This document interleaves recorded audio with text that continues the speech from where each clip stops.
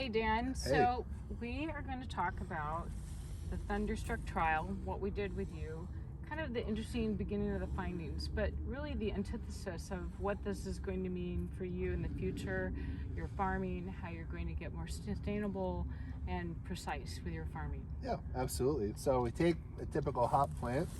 It's perennial in the ground. It's annual up top. So we cut the vine down, but it grows through the ground. A typical hop plant can spring several different hop vines throughout the year. And all year round, it's an ecosystem where we have to measure and get everything really precise. The more precise we can get to an individual plant, the healthier the plant is. The problem is with sensing, technology is so expensive, it's very hard to get plant to plant, so we more averages up based on fields. So it becomes less precise because we don't have the resources to scale across 2,500 acres. So if I can understand the water and the soil, if I can understand the balance of pests, if I can understand the nutrients going into the plant, I'm going to grow a better plant. And so an example is evapotranspiration. Lets me know based on the temperature how fast water is evaporating from the plant. The smarter I get about that, I can control my irrigation system to get a lot more precision around what's getting watered to what degree. If I overwater, I can actually flush nutrients out of the soil because too much water pushes the nutrients down.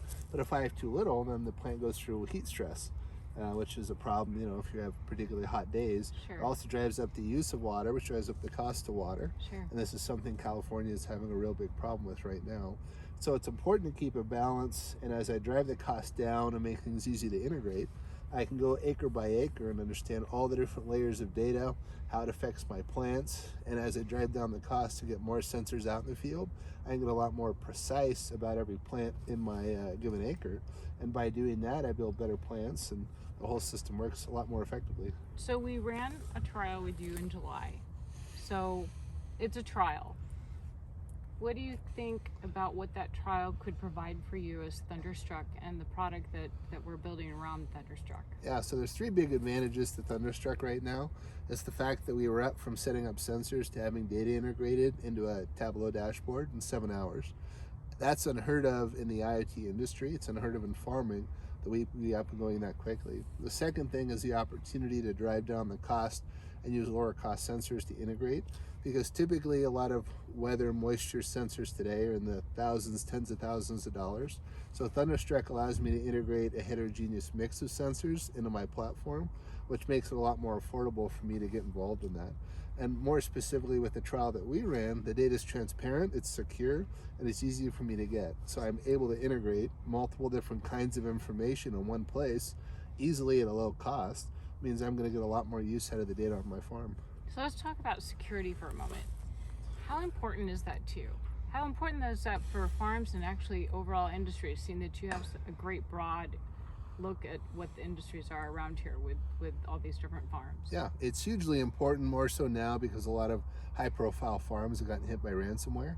And IoT being insecure is a gateway to cause problems in the rest of the network. So even though it's not something a lot of farmers are going to come out and talk about, everyone's secretly worried as I roll out more and more technology, I become more vulnerable to malware, ransomware, and that sort of thing. And if I shut down a farm in a product full of perishable goods, security becomes paramount because they can't just stick plants on the shelf and wait a month to get my network back up. My entire harvest could be jeopardized if I not focus on security and my network's compromised because of it. Okay, one more for you then. So we've talked about data, we've talked about security. What about connectivity? Connectivity is huge. If you look around the field here, there's going to be different hotspots, and because it's a high cost area as classified by the FCC, we don't have a huge concentration of people, therefore there's not a lot of fiber and infrastructure going through my farm. So having devices and sensors technology that allows me in a heterogeneous way to get connected, or having key solutions with someone like Ericsson driving that, makes it a lot easier for me to scale those sensors out to broader areas of my farm that helps me produce better and better crop yields.